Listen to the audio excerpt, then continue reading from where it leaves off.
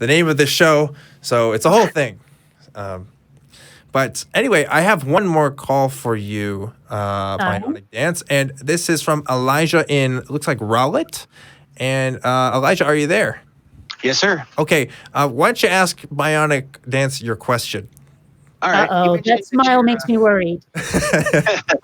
You mentioned that you're going to your game night after this. I was just curious as to what games you're playing and, what kind of RPGs you're into, tabletops. Well, okay. Granted, this is not so much an RPG thing as a board game thing, but I do enjoy the occasional RPG. I mean, I've played a fair amount of D&D. Who hasn't? I've played some of the White Wolf series, like the vampire and werewolf stuff.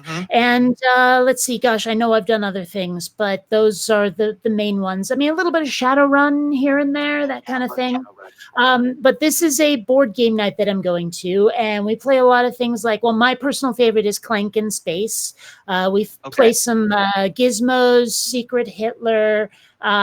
Let's see, a lot of people like Settlers of Catan, but I'm not the world's biggest fan. There's, let's see, Puerto Rico and Jamaica and Port Royale. I like the first two, but not the third one.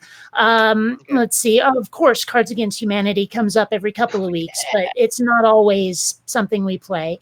And I mean, people will just show up with these big, huge, like backpacks full of games, and we just plunk them down on a table, and everyone decides which one they want to play. I have like the, if you've ever played Portal, the video game Portal, there's actually a board game for that. And let's see what else. Gloom is another one, although I prefer Gloom in Space, which is really fun. Gosh, I don't know. I mean, like I say, there's a lot of different games, and that's the sort of thing, though. I mean, there was an old lady once showed up to our board game night thinking it was going to be like backgammon and checkers, and we felt so bad for her. Like, no. You should have got her into Dungeons and Dragons. You should have made her like a warrior and created a character like right there. Like, just get her in. Just get her in, Yeah. Have you tried Betrayal at the House on the Hill? Sorry, what was that? Have you tried Betrayal at the House on the Hill? Oh, yeah. Yeah, I mean, only once or twice, but yeah. Listen, if it's in the store... Hold on, remind me. That's the one where everyone starts out, like they have to guess, the person, the room, and the object, like Clue, but you're given these cards that have like weird things that the person who's sort of like the dungeon master, I forget what it's called, storyteller, ghost, whatever, like you have to guess from the card they give you the character or the room based on the traits of the card. Is that the one? No.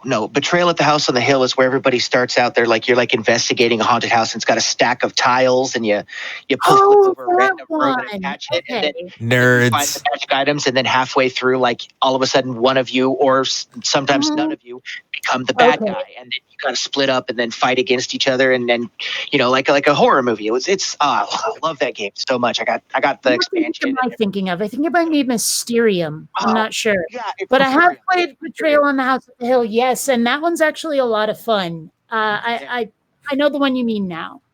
The urge to stuff someone in a locker is rising within me. I'm just kidding. I'm into that. I mean, I wish I had a dedicated group of people that I could play board games with every week. I would love that. I love playing like Munchkin, and I actually like Catan. I think it's pretty fun. I recently discovered there's a dice version of the game, and I've played that, and that's kind of cool. But yeah, this is a fun.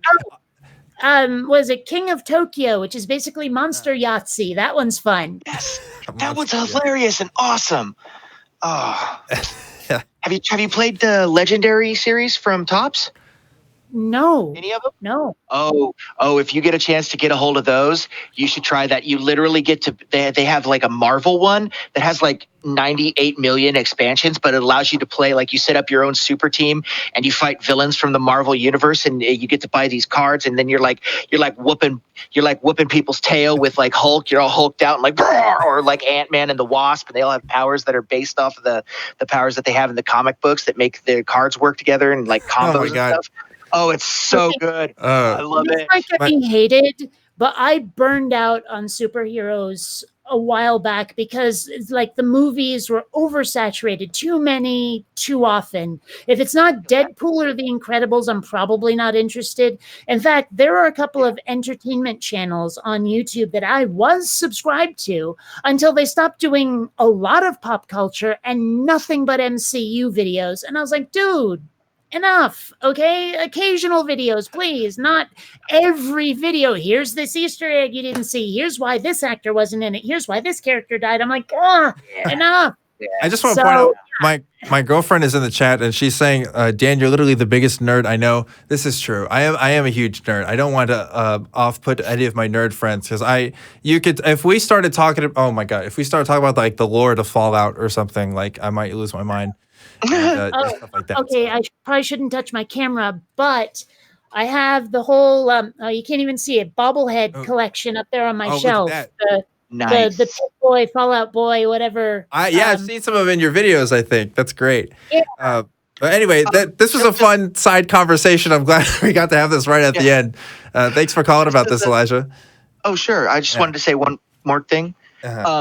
If you want to, the Legendary game just isn't just for superheroes. They have like all kinds of cool ones. They're coming out with James Bond here coming up, and they've got like X-Files, and they got licenses for everything because it's tops.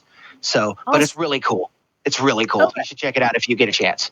Well, I'll talk to the other gamers at game night about it. Maybe someone has it and just hasn't brought it. I mean, I would. Jason, if anybody, not that you know Jason, but he shows up like Jason. You know those rolly bags that people have when they come on airplanes. Yeah. We all know Jason. Yeah.